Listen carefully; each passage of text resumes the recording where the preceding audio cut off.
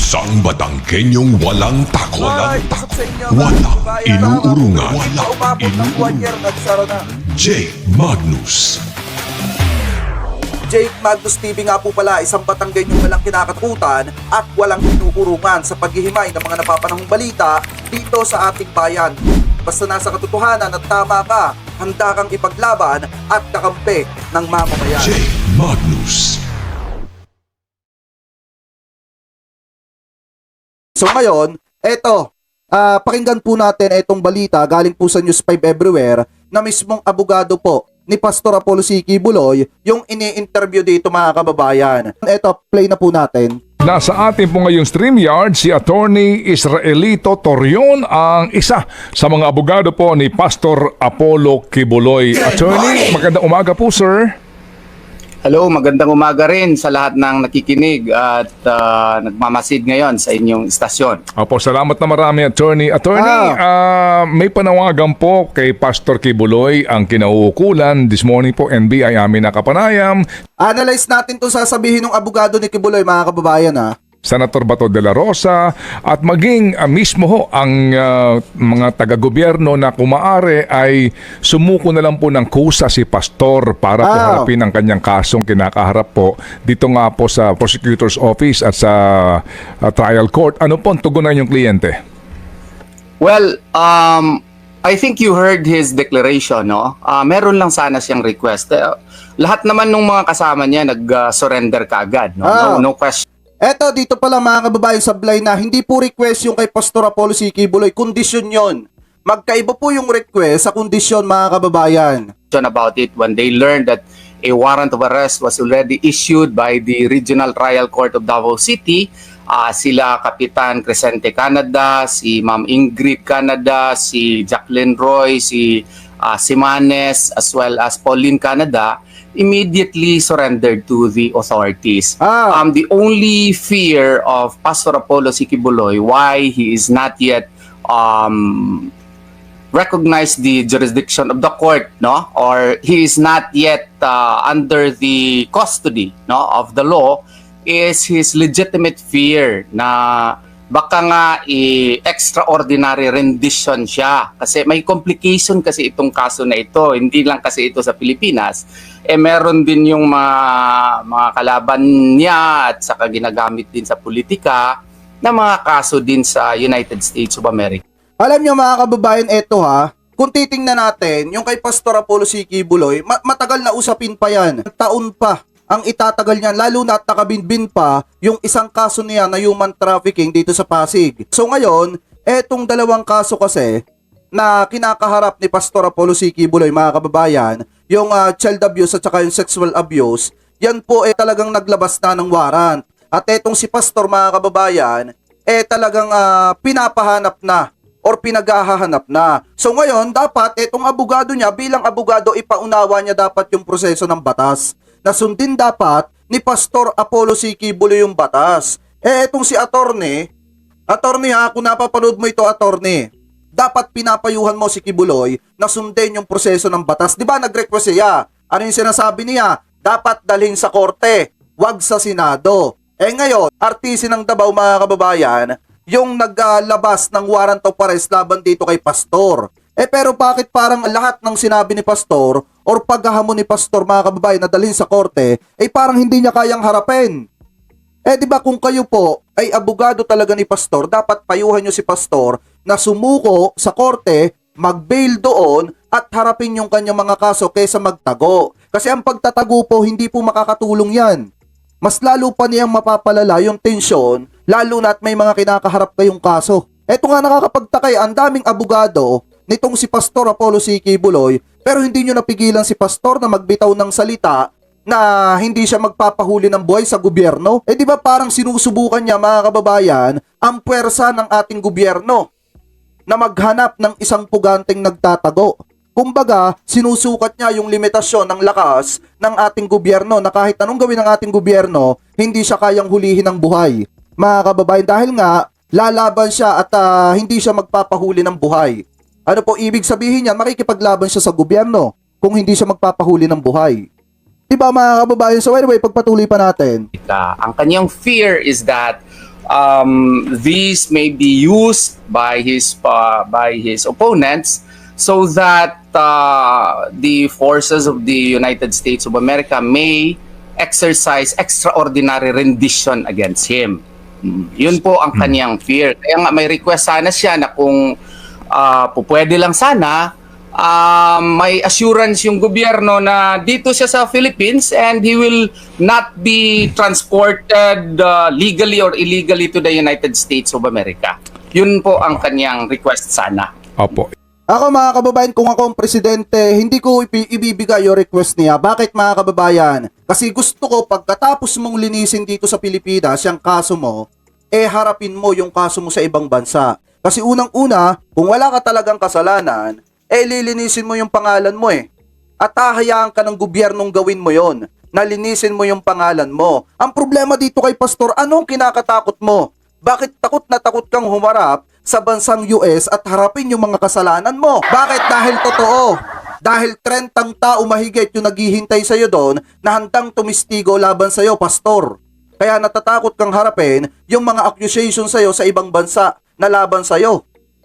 Yan yung nakakapagtaka mga kababayan kasi kung mapapansin nyo doon sa voice record ni Pastor, talagang paulit-ulit niyang sinasabi na talagang wag siyang ibibigay sa bansang Amerika. Ipinagkalulu siya ni PBBM sa bansang Amerika. Sinabi sa kanya ni BP Inday Sara Duterte na ang plan book ni PBBM at ng Administrasyong Marcos ay ibigay siya sa ibang bansa mga kababayan sa Amerika. Ano bang ikinakatakot mo na mapunta ka sa Amerika? Kasi mga kababayan, ito kung etong si Pastor ay kukuhanin ng ibang bansa dito tapos babawian ng buhay sa ibang bansa, malaking kaso po yan. Mga kababayan, malaking kaso ang harapin ng ibang bansa. Malaki pa ang posibilidad na maapektuhan pa mga kababayan ang ugnayan ng Pilipinas sa Amerika. Lalo na at nabalita sa media yung pagkuha ng ibang bansa dito sa Pilipinas kay Kibuloy. So sa tingin mo, hahayaan ng ibang bansa na mangyari yon?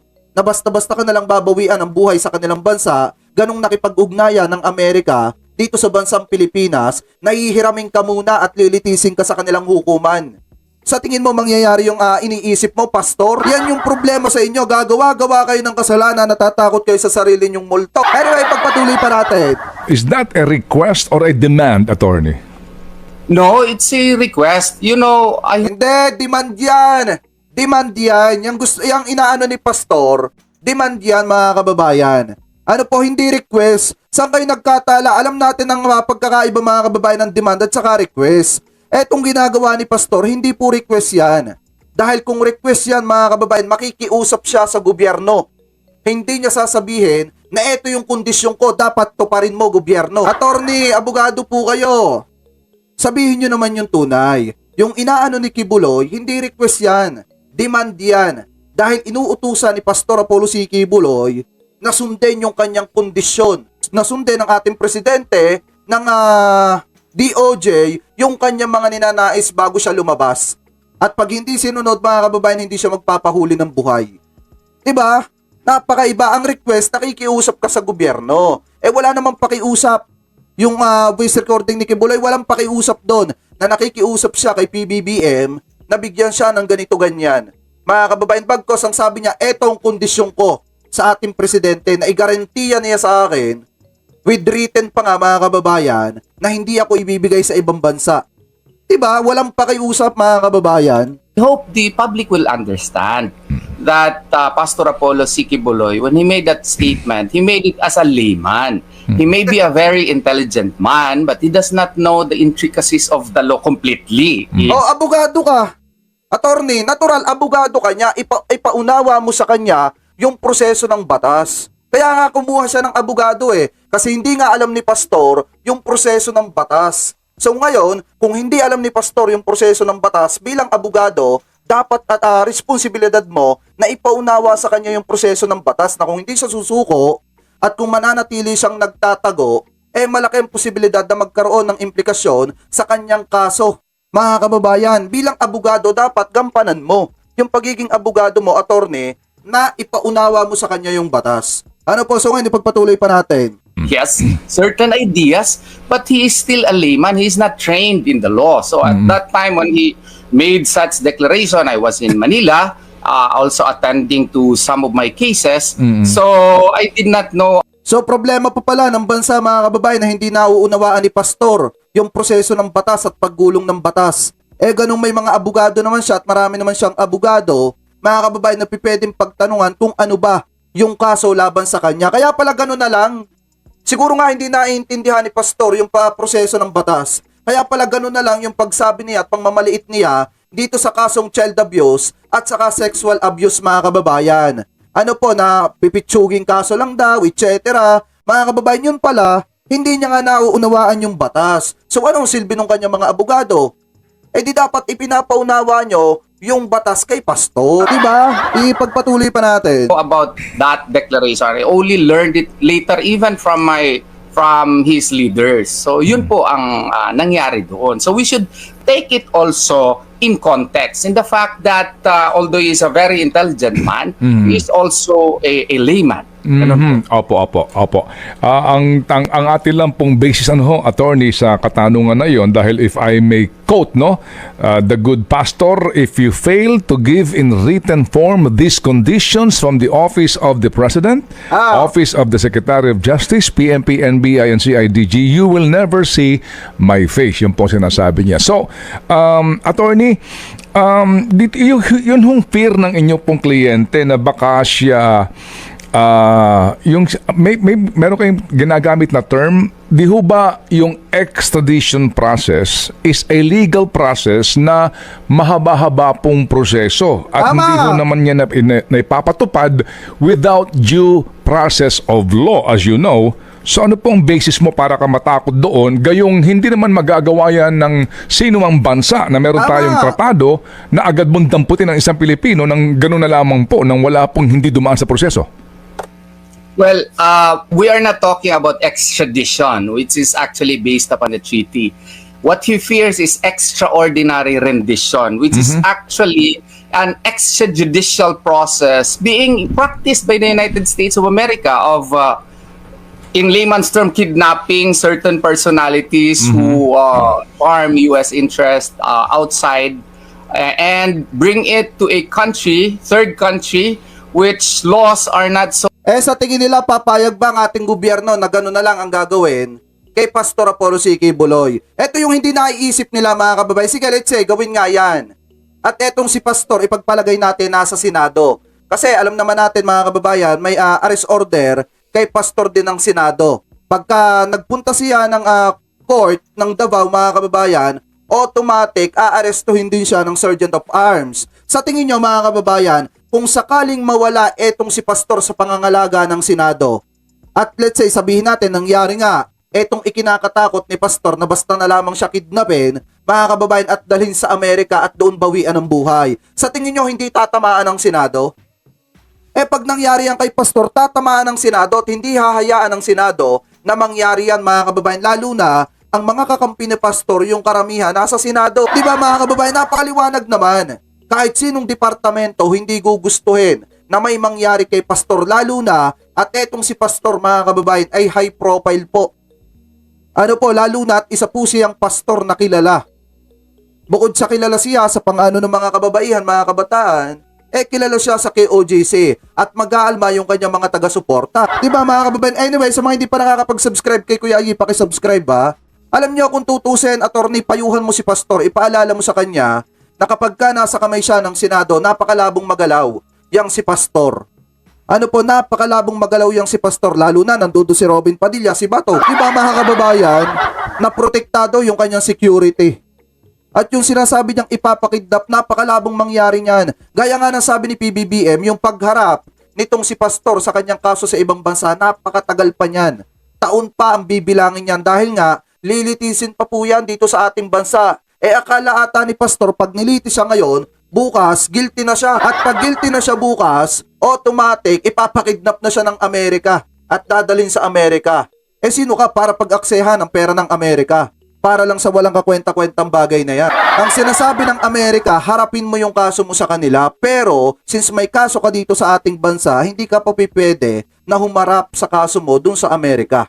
Ano po, so ngayon ipagpatuloy pa natin. So strict in so far as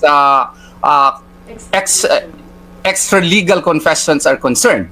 So ito po yung fear niya kasi dito lang sa Davao may nangyaring yung Mering, a certain Mering, an American citizen who was allegedly involved in a bombing here in Davao City, and this was during the time of Davao City Mayor Rodrigo Duterte, former President Rodrigo Duterte. And the police authorities here were already ready to arrest him and to file cases against him.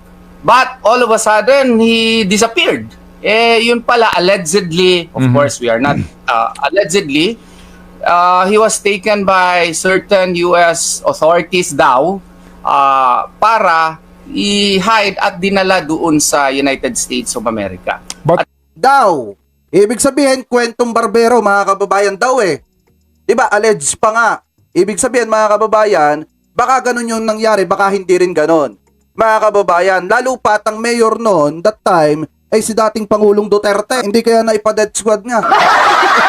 Hindi ako nagtatanong lang, mga kababayan ha. Ngayon, sabi ni Attorney daw, sa tingin nyo ba yung nangyari doon sa itinutukoy ninyo na nasagap ninyong chismis, mangyayari din kay Pastor? Kung sakasakali na itong si Pastor, maaresto ng Sergeant of Arms at madala sa kanyang facilities, mga kababayan.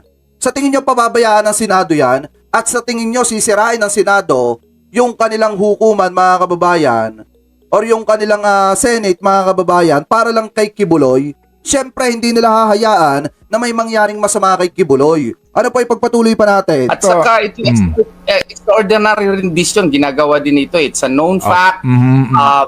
Yung i-kidnap, tapos dalahin dun sa mga areas na mga black sites, tapos doon gagawin yung mga questioning, doon yung mga torture na ginagawa po. Yun po ang legitimate fear ng aking kliyente. Natatakot pala si Pastor na baka pagka nahuli siya, ay abusuhin siya, mga kababayan. Kita nyo ha, ano yung inirereklamo kay Pastor nung ilang mga kalalakihan na nilagyan ng sili sa mata at nilagyan ng sili sa are, di ba, tinorture? So ngayon, natatakot pala si Pastor na matorture din siya, mga kababayan. Opo, but citing the example of that Mering, di ba kasi yun nang galing American citizen po ito? Yes, but if you want a very good example, what about General Manuel Noriega of Panama? He was even de facto president during that time of Panama, no? And he was a friend of the United States of America during that time, but because of certain allegations that he was involved in drug trafficking, the U.S. invaded Panama and he was transported from Panama towards United States of America. And that can be cited as an example. Many examples likewise of those involved in the war against terror, no? Yung masuspect ka, even in Poland there was an incident where a cleric was abducted with the help of the government of Poland and he was transported to black sites. Yun po ang legitimate fear po natin. Sige po. So attorney, kasi po sinasabi po ni Pastor doon sa arrest order o hearing ng Senado na hindi kami sisipot dyan kasi hindi namin kinikilala yan at dito kami sa proper forum. Na ito nga, kung meron kayong kaso, magdemanda kayo sa criminal court at doon kami haharap. Pero ngayon po, nangyari nga ito, meron siya arrest warrant pero hindi siya lumalantad because of this one. Ito ho naman itong kanyang fear ngayon na sinasabi ho ninyo na baka mangyari nga sa kanya ito na siya ay kidnapin ng Amerika. So, attorney, kung sasandal tayo doon sa sinasabi ninyong kliyente na kami susunod sa tamang proseso, ano po iyon? Anong proseso ngayon po ang susundin po ninyo? Yan na! Eto, pakinggan natin ang sasabihin ng abogado. Kasi 'di ba nagbitaw ng salita si Pastor na sige, dalhin nyo na lang dito sa proper forum. Idalhin nyo sa korte yan. Ano yung sinasabi ng mga vlogger ni Pastor Apollo C. Kibuloy? Bakit pa dyan sa Senado? Pwede naman sa korte. Ngayong nasa korte na ang tanong namin. Bakit ayaw pa rin sumipot ni Pastor? Eto, maliwanag yung tanong dito, mga kababayan. Pakinggan natin yung sagot ng abogado. Well, right now his co-accused will really face the cases, and we are now in the process also of discussion with Pastor Apollo Kibuloy about this matter. He is a layman nga so we have to explain to him the processes of the courts. But this well-grounded fear on his part also has hindered him Opo, na baka nga gagawin nga yun. Yun nga ang ini-explain pa natin sa kanya. And Wala talagang takot ang pastor nyo, attorney. Pasukuin mo na. Alam mo, ang pinakamabuti mong gawin, attorney, ipaliwanag mo kay pastor yung batas. Sabihin mo, sumuko na siya at nasa proper forum na naman. Nasa korte na, mga kababayan, at harapin niya na yung mga accusation laban sa kanya. Biruin mo ha, kung tutusin mga kababayan, ito yung literal na budol. Bakit? Kasi yung mga member ng KOGC, nagtitiwala kay pastor na ililigtas yung kanilang kaluluwa. Pero sa simpleng kaso mga kababayan, hindi niya maharap-harap. Kaya nga literal na budol ito mga kababayan. Ito yung sinasabi na talagang sobrang pambubudol. Biruin nyo ha, simpleng kaso hindi maharap. May kaso sa Amerika kinakatakutang harapin. Mga kababayan, dahil pag pumunta daw siya ng Amerika, baka hindi na daw siya makabalik ng Pilipinas at ipatumba na daw siya, mga kababayan doon. Yan ba ay pag-iisip ng isang anak ng Diyos na mismong ikaw yung nagtalaga na son of God ka at kaya mong patigilan ng lindol? Di ba mga kababayan? So anyway, pagpatuloy pa natin. He also has a right to decide on this matter. So, Opo. kung wala lang yung kaso sa Amerika, yung fear na he is ready, able, and willing to Okay. face all of Opo. these cases in order to prove his innocence po. Opo, Ah. okay. Sige po. So sir, meron bang kayo bilang abogado niya at sa kanyang legal team ni Pastor, is there a legal remedy to prevent that from happening? I don't know, if yan ba, pwede ba kayong dumulog sa nakatatas na hukuman concerning that na itong hinihingi nyo na kasiguraduhan na hindi po makikialam ang Amerika dito po sa kaso ni Pastor sa Pilipinas? Well, as to legal remedy, kaya nga mahirap kung gagawin na yun ng United States of America. If that will be done, anong legal remedy namin? Medyo mahirapan kami. Diplomatic, kung what if the Republic of the Philippines would not also cooperate, where will we go? No? United Nations, of course, United Nations can only entertain states. We are but individuals who are, subject of a state. So, the legal remedies, if that will be done by the United States of America, are really almost impossible to Okay. do. No? Baka dudulog kami sa UN Human Rights Committee, parang ganon. It cannot also compel the United States of America. Papasukin na ang ICC para tapos. Papasukin na. Mga kababayan, presuan nga kung sang-ayon kayo na papasukin na lang ang ICC para maimbestigahan na etong si Pastor Apollo C. Quiboloy. Kung ayaw ni Pastor pumunta ng Amerika, Amerika ang pupuntahin natin ng Pilipinas.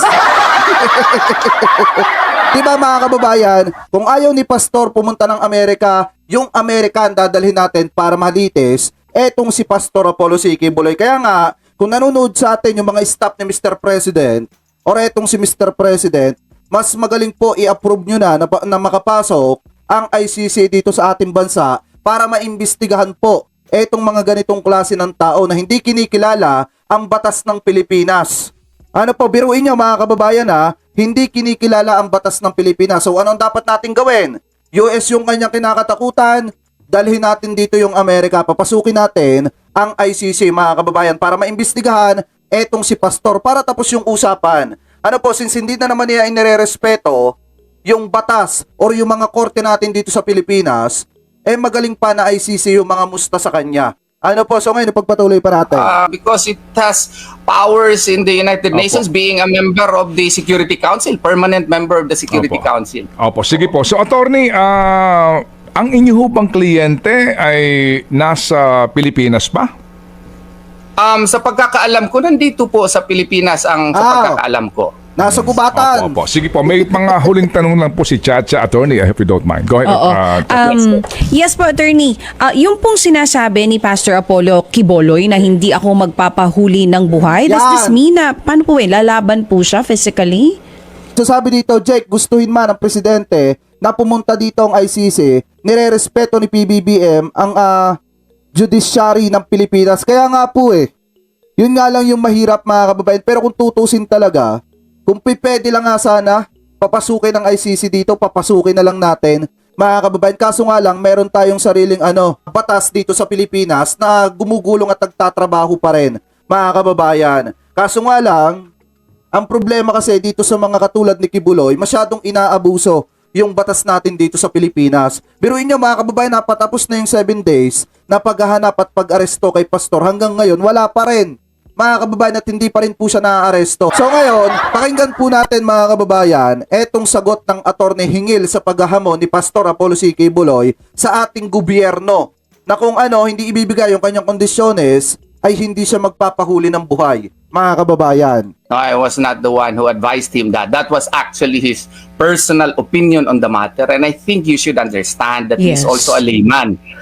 Imagine you are a respected man, you more than 6 million followers, and you have done charity works, humanitarian works for our people, and then you are unjustly accused of all of these crimes na na-dismiss naman sana sa Department of Justice noon pa. And binuhay lang ito dahil sa politika.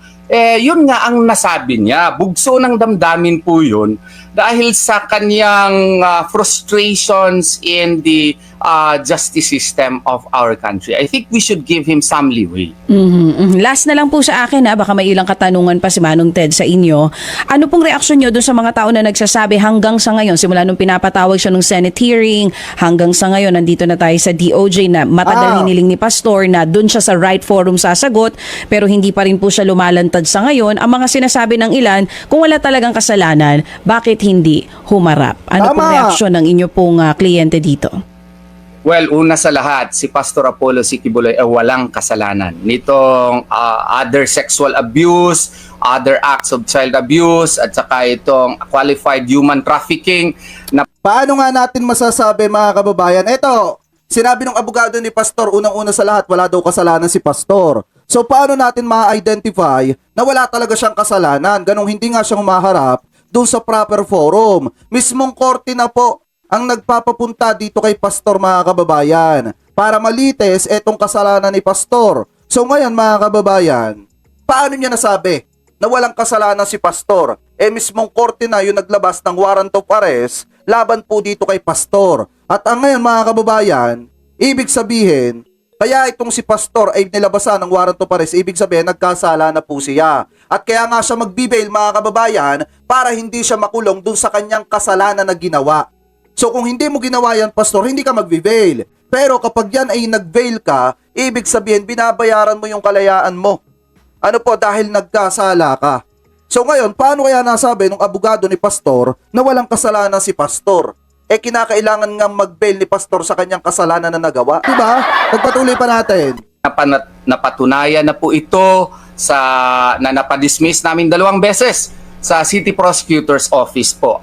At doon nga sa Department of Justice na binbin ito nearly 4 years. And if we will follow Tatad versus Sandigan Bayan, Kagang ruling, Kagang versus Sandigan Bayan, Katamko versus Sandigan Bayan, even Joseph Peñas versus Comelec, all accused have the right to speedy disposition of cases. Supposedly dismissed na ito. Akala ni Pastor dismissed na ito. Wala na ito, no? Let's say, ibalik natin mga kababayan yung kay Trillanes. Akala kasi ni Trillanes yung kanyang kaso okay na. Pinabuklat ni Duterte mga kababayan. At ang pagkakaalam ko nga ata naiakyat pa ng Court of Appeals hanggang Supreme Court. Mga kababayan, ngayon, pagdating dun sa RTC Makati ata yun mga kababayan, pakitama na lamang po ko kung ako po ay mali. Sige, ihalin tulad lang natin dun sa kaso ni Trillanes. Diba dun sa RTC Makati, talagang masasabi nating hindi pumabor kay Trillanes, pero nung iniakyat niya ng Court of Appeals mga kababayan, nanalo po si Trillanes hanggang dito sa Supreme Court. So ngayon mga kababayan, minsan nagkakamali din kasi yung husga ng mababang hukuman. Kaya nga meron tayong pangalawang hukuman at pangatlong hukuman. So ngayon, kung na-dismiss yung kaso ni Kibuloy nung una, masasabi natin na halos katulad lang din nitong kay Trillanes. Yung kay Trillanes nga lang mga kababayan, hindi pumabor kay Trillanes. Pero nanalo siya sa Court of Appeals at saka sa Supreme Court. So etong kay Pastor Apollo C. Kibuloy naman, nanalo siya sa RTC pero nabuksan ulit yung kanyang kaso dahil hindi pa satisfied yung mga nagrereklamo laban dito kay Pastor, mga kababayan. So hindi pa sila masaya dun sa nakuhang hustisya nila mga kababayan dahil nga para sa kanila wala pa silang hustisya, mga kababayan. Kaya muli nilang pinabuksan yung kaso laban po dito kay Pastor. So ngayon ipagpatuloy pa natin And all of a sudden, because of the political developments of our country, nangyari ito, binuhay na lang ulit. So, you should give Pastor Apollo C. Quiboloy some Yun nga kay Trillanes, ang tagal na, binuhay nyo pa ulit eh. Para lang sa sarili ninyong ambisyon at sa sarili ninyong pamumulitika. Ngayong bumabalik sa inyo lahat mga kababayan, na kung saan muling pinabuksan ng mga nabiktima ni Pastor yung kanilang mga kaso laban kay Pastor mga kababayan, siguro karapatan naman nila yon. Dahil nga naghahanap sila ng hustisya at gusto nilang makamtan yung tamang hustisya. So ngayon, karapatan din naman ng korte na muling suriin, mga kababayan, yung mga reklamo dito kay Pastor dahil nga nakitaan nila ng probable cause. Kung yung unang nagsuri walang nakitang probable cause, so karapatan din nila ulit suriin ang panibagong pagsusuri. At doon nga sa panibagong pagsusuri nakita nila na may probable cause. Etong ginawa ni Pastor base sa demanda ng mga nabiktima, mga kababayan. So karapatan naman ng mga nabiktima na magdemanda ulit ng panibago laban dito kay Pastor. At yun nga, pumabor sa kanila ngayon ang ikot ng bola, so karapatan din naman ni Pastor na harapin yon at responsibilidad niya na harapin yung demanda laban sa kanya. Huwag niyang pagtaguan, harapin niya mga kababayan dahil yung mga maliliit na pobre naglakas ng loob para harapin siya. Huwag naman sana niyang bastusin. Hindi porkit kasi makapangyarihan ka at may pera ka, yung mga pobre na nagre-reklamo laban sa'yo, hindi mo haharapin. Kabastusan yon, Pastor. Harapin mo yung idinimanda laban sa'yo. Ano po, so anyway, naglakas ng loob pa yon yung mga kababayan natin pobre na katulad natin para harapin yung isang higanting katulad ni Pastor. So wag mo naman bastusin, Pastor. So ipagpatuloy pa natin. way, no? At the end of the day, he will be able to prove that all of these cases are nonsense, that he is innocent of all these crimes alleged against him. Pardon me, attorney, hindi ho ba itong mga kasong ito ay new facts and new complainants? Hindi ito yung dati pa? No, ito pang dati. This was even filed as early as December 18 of 2019. Ito yung kaso ni Blenda Portugal po. And she filed it only after warrants of arrest for cyber libel were filed against her in the Regional Trial Court of Panabo City in 2018. Nag-file kami ng cyber libel cases against her. Na-issuehan siya ng mga warrants of arrest, nadakip siya, and all of a sudden, meron itong kaso na na-file noong December 18, 2019.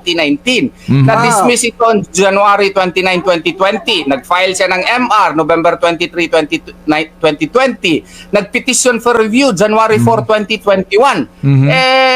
Kailan lang na-resolve? Only on March 3 of 2024. More than 3 years. Kung Tatad versus Sandigan Bayan ang magiging yardstick natin, dapat dismissed na ito. Kasi sa Tatad versus Sandigan Bayan, wala ngang 3 years yung kaso. Dinismiss ng Supreme Court as violation sa right to speedy disposition. O di harapin nga, napakasimple lang naman mga kababayan harapin ni Pastor. Huwag tagtaguan. Diba biruin nyo yung nagdemandang ito, mga kababayan laban kay Pastor, idinimanda nila ng cyber libel. Karapatan niyang bumawi ngayon at hanapin yung totoong hustisya, mga kababayan, yung tunay na hustisya na talagang naabuso siya nitong si Pastor. So karapatan naman mga kababayan niya na makamtan yung hustisya. Ano po, so anyway, pagpatuloy pa natin. Cases. Ito mas mataas pa. And wala talagang basihan yung complaint against him. Kasi nga may mga rason na because sa korte. Opo. Nag-freeze po ang ating signal, ang ating internet. Alright. So, Attorney Torion, we thank you for your time. Ano po, sorry po at nagka-problema na yung ating internet connection. At kami huy muling tatawag kung Kinat na ng TV5. kailangan para po sa panig ng inyo pong kliyente. Salamat kay Attorney Israelito Torion, ang isa po sa mga abogado ni Pastor Apollo Quiboloy. Ay, alam niyo mga kababayan, ito, maliwanag yung sinasabi dito Sinasabi nila nonsense yung kaso. Bakit hindi nila kayang harapin? Kung nonsense pala yung kaso na isinampa laban kay Quiboloy at naipanalo nyo nung una, bakit hindi nyo kayang ipanalo ngayon at harapin ngayon? Kung talagang may katotohanan na nonsense ang tingin ninyo dun sa mga kaso at kung talagang may katotohanan na walang nagawang kasalanan, etong si Pastor, bakit natatakot kayong harapin? Diba? So sabi dito, pinutol ni Quiboloy dahil kung ano-ano na sinasabi ng attorney. Kaya nga, Kuya Ayi, nalilito nga ako dito sa abogado Ayaw bagang sabihin mga kababayan, sinasabi niya na eto daw si pastor, mga kababayan, ay hindi alam yung batas. Natural, dapat ipaalam mo yung batas. Kumbinsihin mo na sumuko na at harapin yung mga kaso na nakabinben laban sa kanya. Ano po, na ngayon, talagang inuusig na siya, mga kababayan. Kasi nga, nung panahon ni dating Pangulong Duterte, walang maglalakas ng loob na kalabanin si pastor kasi kaibigan niya ang presidente at kahit lumapit ka sa presidente, hindi ka pakikinggan kasi nga, kaibigan niya si pastor. Ngayon lang naman nagkalakas ng loob yung iba kasi mga kababayan, hindi na si Duterte yung nakaupo. At bagong administrasyon na. At nakita ng mga tao na naabuso ni pastor na yung presidente natin walang kinikilala kahit kaibigan. Kung may nagawa kang kasalanan, kailangan pagbayaran mo. Harapin mo yung kasalanan mo. So ngayon, karapatan naman ng mga nabiktima na magreklamo laban dito kay pastor. So anyway mga kababayan, tuloy natin tong topic na to dito sa nakita nating balita na kung saan eto daw pong DOJ ay may buwelta sa pahayag ni Kibuloy, mga kababayan, na nasusuko lang siya sa isang kondisyon. Mga kababayan, so maliwanag naman, hindi po pakiusap yung sinasabi ni pastor, kung hindi, isang kondisyon na dapat siya yung masusunod. Mga kababayan, so ito, i-play na po natin yung buwelta ng DOJ. Dante, ano ang sagot ng DOJ dito sa mga kondisyong ibinigay ni Kibuloy tungkol sa kanyang pagsuko sa mga otoridad? Magandang tanghali, Aga. Sinabi ni Department of Justice o DOJ Secretary Crispin Rimulya, sumuko na lang si Apollo Kibuloy at harapin ang mga kaso laban sa kanya na walang anumang kondisyon. Sa pahayag ng religious leader kamakailan, sinabi nito na susuko siya kung titiyakin ng pamahalaan at ng mga otoridad tulad ng NBI at PNP-CIDG na hindi makikialam ang Amerika sa kanyang kaso. Paliwanag na kalihim, seryoso ang mga kaso at may ebidensyang magpapatunay dito.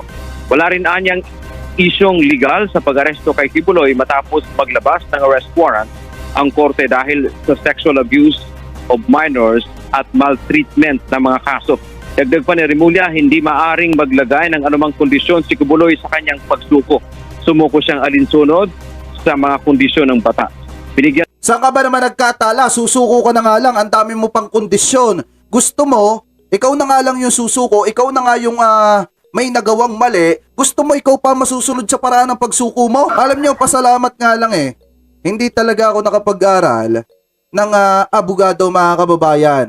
At hindi ako nagkaroon ng posisyon sa gobyerno at naging presidente ng bansa. Dahil kung ako naging presidente ng bansa, mga kababayan, talagang wala nang paliwanag yan. Kung gusto mo sumuko, sumuko ka. Kung ayaw mong sumuko, o di wag mo. Hindi ako susunod sa ganyan, mga kababayan. Kasi biruin mo, siya na yung nakakomit ng pagkakamali. Siya na yung may nagawang kasalanan. Pero gusto niya siya pa yung masusunod at magmamakaawa pang gobyerno sa kanya. Napakataas naman ang tingin mo sa sarili mo, pastor. Di ba? Ipagpatuloy pa natin.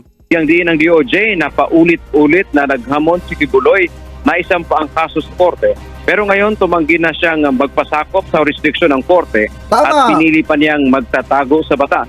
Sa ngayon, hinihintay pa ng DOJ ang paglalabas naman ng isa pang arrest warrant ng Pasig City Regional Trial Court kaugnay naman sa kasong qualified human trafficking laban kay Kibuloy na walang piyansa. Parang ipinapakita lang sa atin ni Kibuloy, mga kababayan, na talagang pobre tayo. Ano po, ipinapakita lang niya sa atin, mga kababayan, na talagang mahirap tayo. Bakit? Kasi unang-una, gusto niyang ipakita na naiiba siya sa lahat ng tao dito sa ating bansa. Na kapag ka tayong pobre nagkaroon ng kasalanan, automatic aresto agad. Pagka itong si Kibuloy, dapat bigyan pa ng special treatment. Ano po, at dapat siya yung masusunod sa paraan kung paano siya susuko, mga kababayan. Hindi ang gobyerno ang magdi-decide or ang ating batas. Mga kababayan, kung hindi, dapat siya yung masusunod at dapat tuparin yung mga kondisyonis po niya. Ganun po katindi, mga kababayan, yung gusto mangyari ni Kibuloy. Gusto niya naiiba. Naiiba siya sa paraan kung ano yung gusto niyang masunod. Diba? Anyway, pagpatuloy pa natin. Yan man ang ating update. Balik sa iyo, Aga. Maraming salamat, Dante Amendo. Ay, diretso na agad natin, mga kababayan, dito sa next topic pa natin na kung saan, mga kababayan, sabi dito, PBBM iginiit na dapat igalang ni Kibuloy ang desisyon ng korte laban sa kaso niya. Ito po yung sagot ng ating presidente sa panawagan nitong si Pastor. Ano po, di ba may sinasabi itong si Pastor doon sa kanyang voice record na kung saan, mga kababayan, dapat daw igarantiya. Ano po, igarantiya ng presidente na hindi siya ibibigay sa ibang bansa kung sakasakali na susuko po siya, mga kababayan. So ngayon, ito po yung sagot ni PBBM dito kay Pastor Apollo C. Kibuloy. Pakinggan po natin. Hindi naman nagustuhan ni Pangulong Bongbong Marcos ang inihinging kondisyon ni Pastor Apollo Kibuloy bago siya sumuko. Git ng Pangulo, walang karapatang magbigay ng kondisyon ng pastor na pinaaresto na ng korte. Nasa frontline na balitang yan, si Rainiel Pawid. It seems to me a little bit tail wagging the dog, ang tawag, na siyang magbibigay ng kondisyon sa gobyerno doon sa kaso niya, akusado siya sa warrant of arrest. Ito ang derechang Ano ka? Nasampal ka ng masakit na katotohanan, Kibuloy. Ang kapal kasi naman talaga mga kababayan. Talagang kahit na sino, mapapamura talaga. Ano po, talagang kahit ako, kung ako ang tatanungin nyo mga kababayan, talagang makakapagsalita din ako ng hindi maganda eh. Lalo na, at ikaw na yung akusado, ikaw na yung pugante, gusto mo gobyerno pa yung susunod sa'yo? Grabe ka naman, pastor! Ang taas naman ang tingin mo sa sarili mo. sinabi ni Pangulong Bongbong Marcos nang tanungin tungkol sa hininging kondisyon ni Kingdom of Jesus Christ founder Pastor Apollo Kibuloy. Wanted ang pastor matapos mag-issue ng 2 warrant of arrest ang korte sa Davao kaugnay sa mga kasong sexual abuse at child abuse. Pero una na ring sinabi ni Kibuloy, nahaharap lang siya sa korte kung may guarantee letter na hindi makikialam ang Amerika sa kanyang kaso. Pero giit ni PBBM, dapat igalang na lang ng pastor ang hatol ng korte. Lalo't matibay ang mga ebidensya laban sa kanya. We will exercise all the compassion to Pastor Kibuloy. We've known him for a very long time, and ang mapapangako ko, all the proceedings will be fair. Git pa ng Pangulo, hindi rin daw dapat alalahanin ni Kibuloy ang nakabinbin niyang warrant at mga kaso sa Amerika. Now, as to the involvement of the United States, malayo pa yan eh. Tama! That's going to take years yet. So I don't think that's something he needs to worry about, quite frankly. Kung ang kaalyado naman ni Kibuloy na si Vice President Sara Pakinggan natin ang sasabihin ni BP.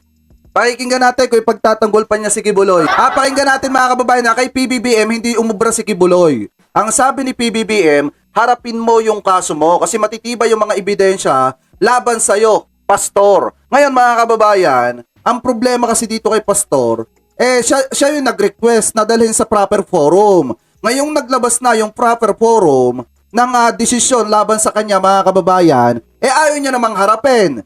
Ngayon mga kababayan, dapat sundin niya ang proseso ng batas. Hindi gobyerno yung susunod sa kanya. Tama yung sinabi ni PBBM. Ikaw na nga yung pugante, gusto mo ikaw pa yung luhuran ng gobyerno? Grabe ka naman.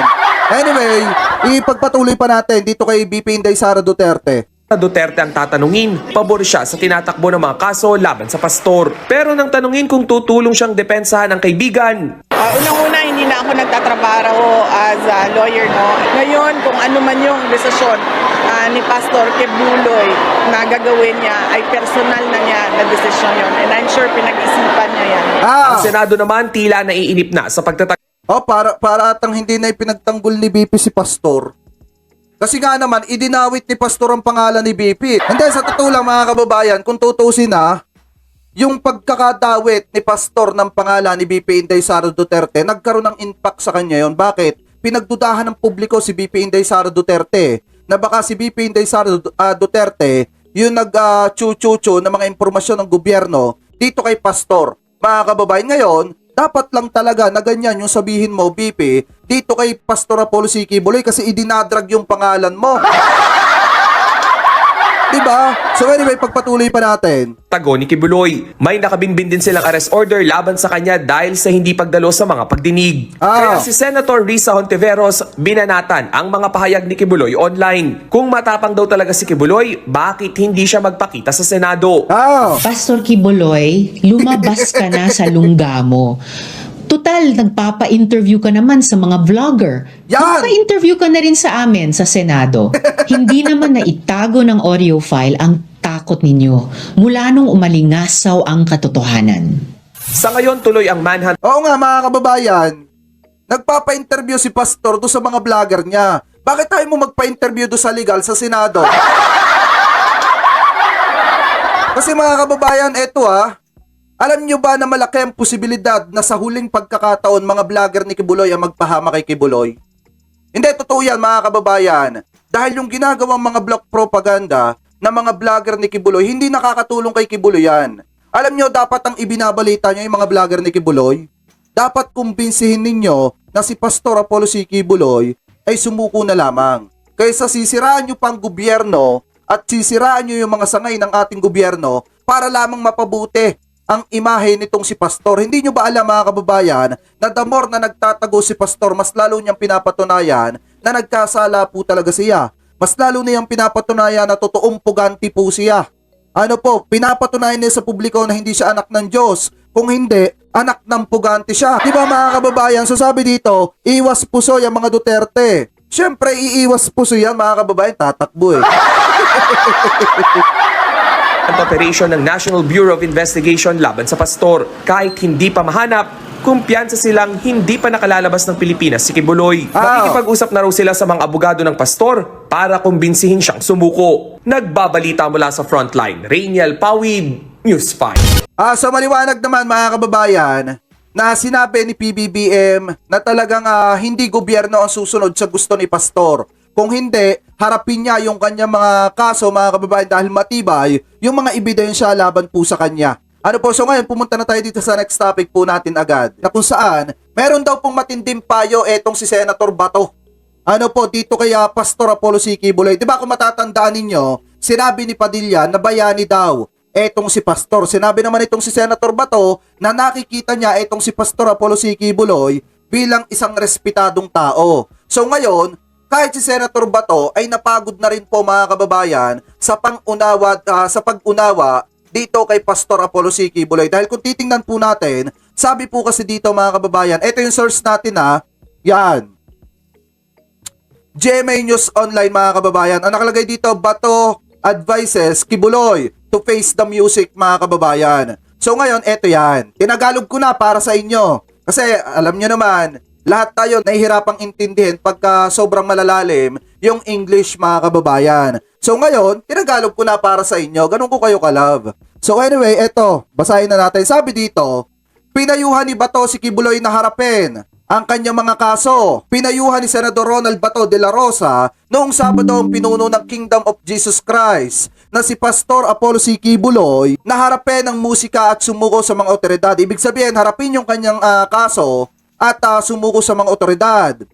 Wala naman tayong ma-advise. Yan yung sabi ni Bato. Mga kababayan, kung hindi harapin niya kung kinakaharap niyang kaso and left the wheels of justice roll. Yan yung sabi niya dito. Meron tayong hustisya, sana harapin niya para matapos na yung gulo na yan. Said ni Senator De La Rosa mga kababayan sa isang radio interview. Wala akong ibang payo maliban sa harapin ang kanya mga kaso at hayaang umikot ang mga gulong ng hustisya. May hustisya tayo. Sana harapin niya ito para marisolba ang gulo na ito. Yan po yung sabi ni Senator Bato de la Rosa mga kababayan. Dahil nga naman, kung titingnan ninyo, the more na nagtatago si Pastor Apollo C. Quiboloy, the more na lumalala.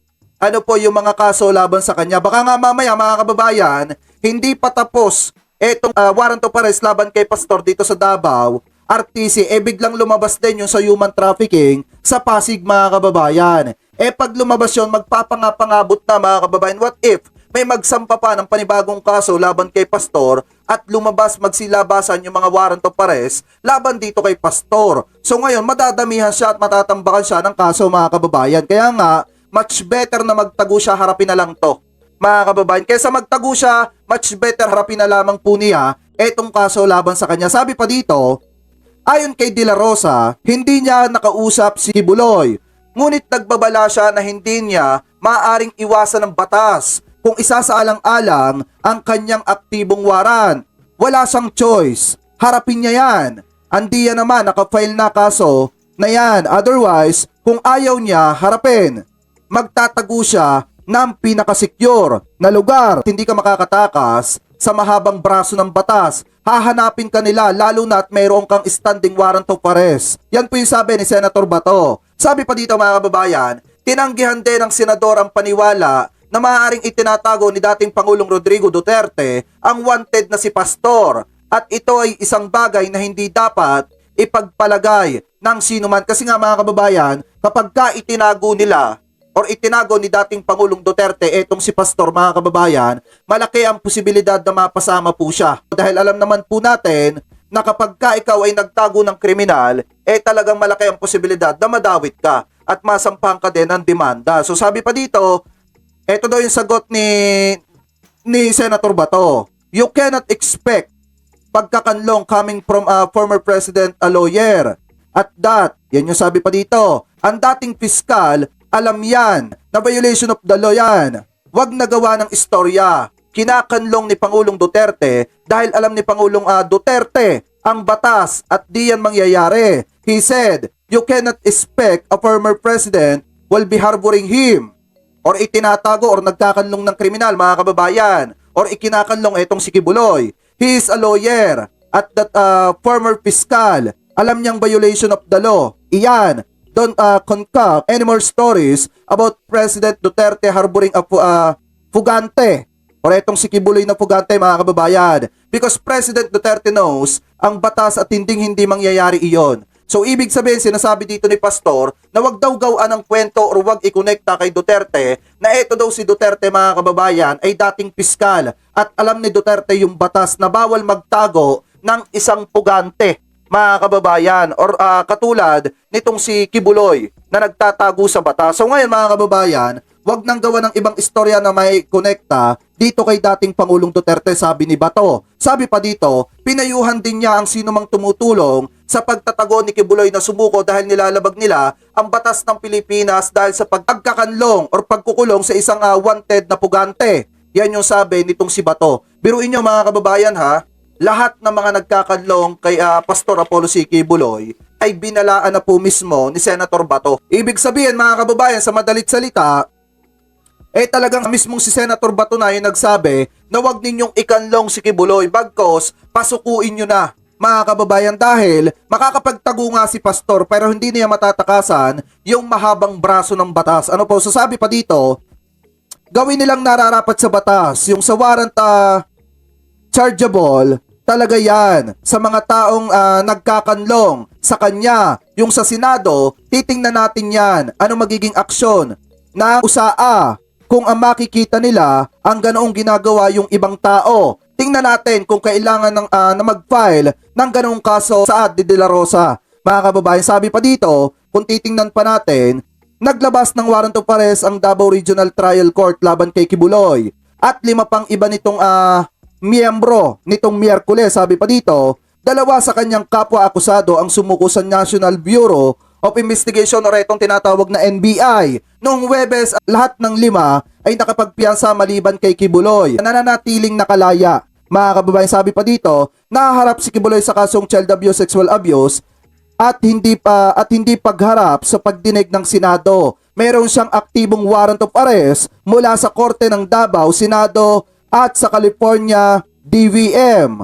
Ora dito sa hukuman ng California, mga kababayan. So maliwanag naman na kahit magtago si Pastor, walang mangyayari, walang maitutulong or walang maidudulot na mabuti. Much better, mga kababayan, na sumuko na lamang po etong si Pastor at harapin yung mga kaso na nakabinben laban po sa kanya. Gaya nga ng sabi ko, mga kababayan, makakapagtago ka, Pastor. Gaya nga ng sabi ni PBBM, makakapagtago kayo pero hindi kayo makakatakas. Ano po, mahuhuli kayo. Kung makikita mo, di ba, etong si Tevez, mga kababayan, nagtago sa ibang bansa pero hindi nakaligtas.